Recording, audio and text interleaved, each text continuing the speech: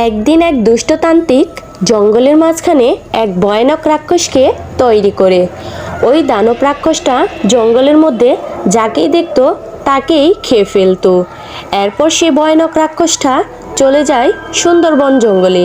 সেই সুন্দরবন জঙ্গলে গিয়ে যাকেই দেখতে পেত তাকেই ধরে ধরে খেয়ে ফেলতো।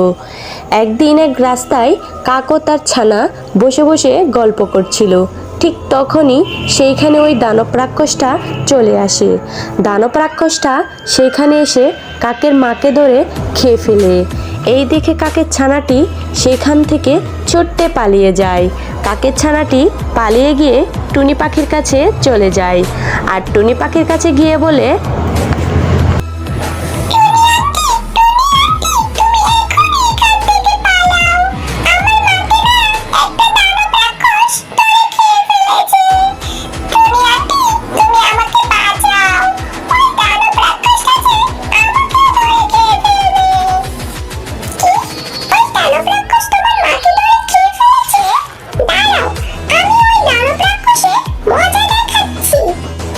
এই বলে টুনি চলে যায় সেই দানব রাক্ষসের কাছে। দানব রাক্ষসটি টুনিকে দেখতে পেয়ে অনেক খুশি হয়, আর খুশি হয়ে বলে, আজ দেখছি নিজে থেকেই শিকার আমার কাছে এসে গেছি।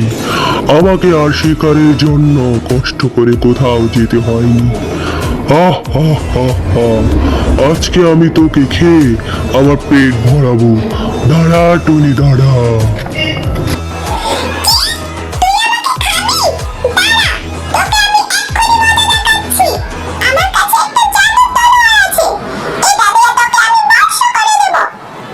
এই বলে টুনি পাখি সেই জাদুর তলোয়ারটা বের করে, আর টুনি সেই তলোয়ারটা বের করে সে রাক্ষসকে ওইখানেই বশ করে দেয়। এরপরে একদিন টুনি একটি নদীর কাছে যায় জল খাওয়ার জন্য।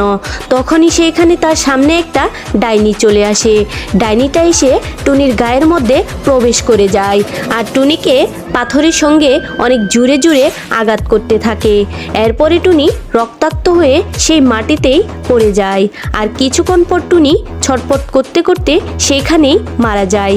ওইদিকে টুনির ছানাগুলো তার মায়ের জন্য অপেক্ষা করতে থাকে।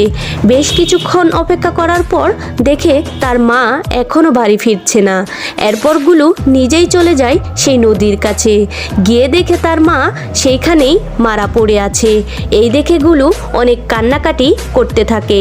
ঠিক তখনই টুনির ভিতর থেকেই ওই ডাইনিটা বেরিয়ে আসে, আর বেরিয়ে সেগুলোকে বলে,